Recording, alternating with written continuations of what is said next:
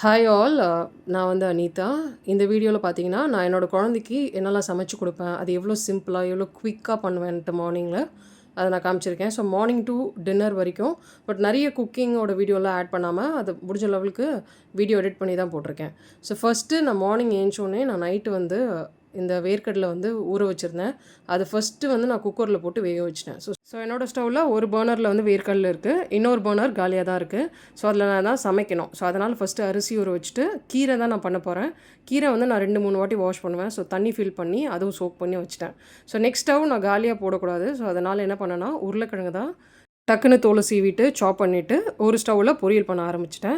So pressure cook வந்து ஒரு 5-10 whistle நான் வைப்பேன் அந்த வேர்க்கடலை. ஸோ அது வந்த உடனே என்ன பண்ணேன்டா அதை எடுத்து வச்சுட்டு நான் ரைஸ், அதாவது அரிசி வேக போட்டுட்டேன். ஸோ ரைஸும் நான் வடிச்சிட்டேன். இப்போ வந்து ஸ்டவ்வில் வந்து நான் பருப்பு பூண்டு மட்டும் வேக போட்டிருக்கேன் கீரைக்கு. அந்த டைமில் நான் இந்த கீரைலாம் எடுத்து சாப் பண்ண ஆரம்பிச்சிட்டேன். அதே மாதிரி நான் தோசை இட்லி என்ன பண்ணுறோனோ அதில் மோஸ்ட்டாக கேரட் இல்லாட்டா பீட்ரூட் கிரேட் பண்ணி சேர்ப்பேன். ஸோ அதையும் நல்லா கிரேட் பண்ணி மாவோட மிக்ஸ் பண்ணிட்டேன். இன்னும் கீரைக்கு பருப்பு வச்ச வந்து விசில் வரல. ஆனால் ஒரு சைடு வந்து உருளைக்கிழங்கு குக் ஆகிட்டே இருக்குது. நான் ஸ்லோ ஃப்ளேமில் கொஞ்சோண்டு ஆயில் போட்டு குக் பண்ணுவேன். ஸோ மூடி போட்டு குக் பண்ணுறதால ஒரு சைடில் வந்து உருளைக்கிழங்கு குக் ஆகிட்டு தான் இருக்குது.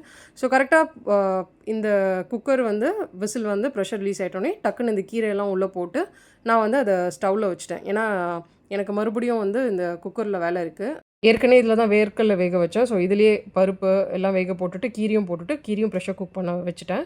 ஸோ நெக்ஸ்ட்டு நான் பண்ண போகிற குருமாக்கும் எனக்கு வந்து குக்கர் தேவை. ஸோ குக்கர் வந்து 2 விசில் தான் டக்குன்னு வந்துடும், உங்களுக்கு தெரியும். ப்ரெஷர் குக்னால் ஈஸியாக முடிஞ்சிடும். ஸோ இதில் கொஞ்சம் உப்பு போட்டு நல்லா மிக்ஸ் பண்ணிவிட்டு தண்ணி வேணுமா சேர்க்கலாம். நாங்கள் 2 பேர் தான், ஸோ நிறைய தண்ணி சேர்க்க மாட்டேன். ஸோ இதை வந்து வேறு கிணத்துல மாற்றிட்டு தாளித்து வச்சுட்டேன். ஸோ மறுபடியும் ஸ்டவ்வை போட்டுட்டு நான் வந்து இந்த ஸ்பைசஸ்லாம் ஆட் பண்ணி வெங்காயம்லாம் வதக்கிட்டு இஞ்சி பூண்டு ஏற்கனவே வீட்டில் இருந்துச்சு. ஸோ அதனால் அந்த இஞ்சி பூண்டு காய்கறிலாம் போட்டுட்டு நான் ப்ரெஷர் குக் பண்ணிவிடுவேன் கொஞ்சோண்டு தண்ணி ஊற்றிட்டு. அதுக்கப்புறம் ஃபைனலாக தேங்காய் பால் அரைச்சது மட்டும் ஊற்றிட்டேன். ஸோ குருமாவும் ரெடி. ஸோ மார்னிங் பிரேக்ஃபாஸ்ட்டுக்கு வந்து நான் தோசை, அதுக்கப்புறமா இந்த குருமா கொடுத்துருந்தேன். நிறைய வெஜிடபிள்ஸ் இருக்குது தோசையிலையும் சரி அந்த குருமாலையும். ஸோ ரொம்ப ஃபில்லிங்காக இருக்கும் குழந்தைக்கு. லன்ச் வந்து நான் கீரை தான் ரைஸில் மிக்ஸ் பண்ணி கொடுத்துட்டு உருளைக்கிழங்கு பொரியல், அதே மாதிரி ஸ்நாக்ஸ்க்கு வந்து வேர்க்கடலை வேக வச்சுட்டு கொடுத்துட்டேன்.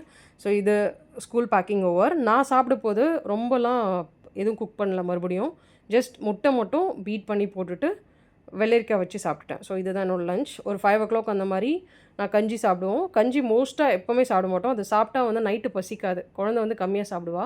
அதனால் நான் கொஞ்சோண்டு குதிரவாளி அரிசி ஊற வச்சுட்டு கொஞ்சோண்டு தான் கிச்சடி பண்ணியிருந்தேன். இது வந்து நல்லா சுட சுட சாப்பிட்ணும். சட்னி தண்ணியாக அரைச்சிட்டு சூடாக சாப்பிட்டா நல்லாயிருக்கும். ஆறி போனால் என்ன ஆகும்னா ஒரு மாதிரி நம்ம சாப்பிடும் போதே ஒரு மாதிரி ஃபைபராக ஒரு மாதிரி தவிடு சாப்பிட்ற மாதிரி இருக்கும். ரொம்ப சூ பண்ணி ஒரு மாதிரி நறுக்குன்னு சாப்பிட்ற மாதிரி இருக்கும். ஸோ சூடாக சாப்பிடும் போது ரொம்ப நல்லாயிருக்கும். சாப்பிட்றலாம். ஸோ அவ்வளோ ஈஸியாக சாப்பிட முடியும். அதுவே ஆறி போயிடுச்சுன்னா முடியாது. ஸோ அதனால் நாங்கள் நைட்டு வந்து கம்மியாக தான் சாப்பிட்டோம். ஏன்னா இந்த கஞ்சி எல்லாம் சாப்பிட்டதால டயட் டின்னர் மாம்பழம் எல்லாம் சாப்பிட்டுட்டு டெரஸில் போய் வாக்கிங் தான். மார்னிங் வந்து ஸ்கூல் டைம் அனுப்பும் போது எப்படி ஃபாஸ்ட்டாக குக் பண்ணுறேன்னா காரணம் ஸ்டவ் வந்து காலியாக விட மாட்டேன். மேலே போயிட்டு வந்து ஸ்டடி சரியா. நாளைக்கு Thursday, then it's going to be Friday. Still I should wait to see Padam. Yes. Ma,